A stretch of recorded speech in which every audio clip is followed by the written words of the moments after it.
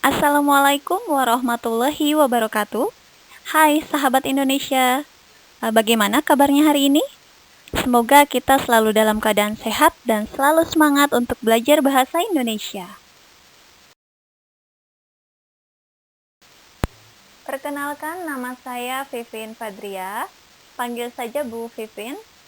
Saya guru bahasa Indonesia di SMK Negeri 1 Kersana. Pada kesempatan kali ini, saya akan memaparkan materi bahasa Indonesia untuk kelas 10 semester Gasal.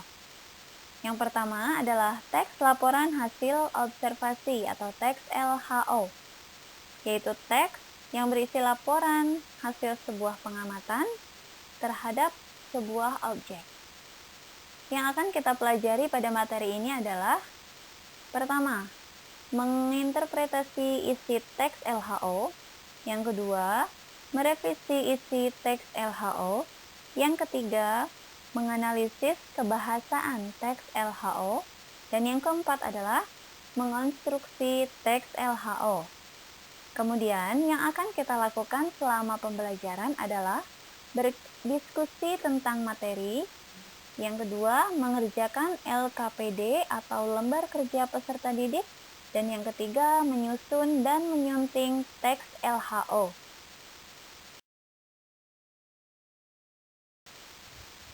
Materi kedua yang akan kita pelajari adalah teks eksposisi, yaitu teks yang menjelaskan atau menggunakan suatu pokok pikiran, ide, pendapat, informasi, atau pengetahuan tertentu agar diketahui oleh pembaca. Jadi yang akan kita pelajari pada materi ini adalah kita menginterpretasi isi teks eksposisi. Yang kedua, mengembangkan isi teks eksposisi.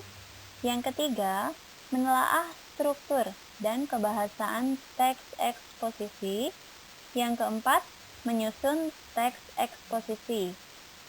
Dan yang akan kita lakukan selama pembelajaran ini adalah berdiskusi tentang materi. Yang kedua, mengerjakan LKPD atau lembar kerja peserta didik.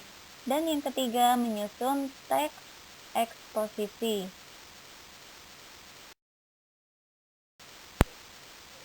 Materi selanjutnya yang akan kita pelajari yaitu teks anekdot, yaitu cerita singkat, menarik, dan lucu untuk menyampaikan sebuah kritik. Biasanya tentang orang penting ataupun berdasarkan kejadian yang sebenarnya.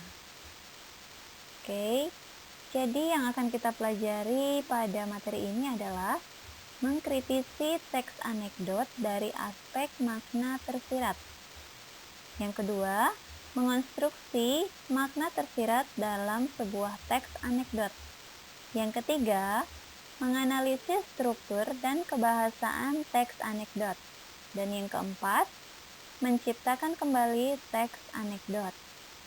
Dan yang akan kita lakukan selama pembelajaran, yang pertama adalah berdiskusi tentang materi. Yang kedua, mengerjakan LKPD atau lembar kerja peserta didik. Dan yang ketiga, menyusun sebuah teks anekdot.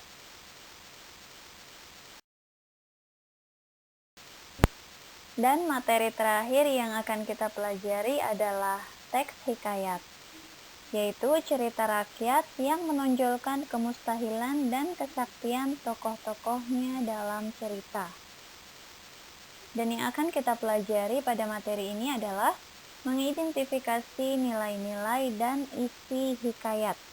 Yang kedua, mengembangkan makna, isi, dan nilai hikayat. Yang ketiga, membandingkan nilai-nilai dan kebahasaan hikayat dan cerpen.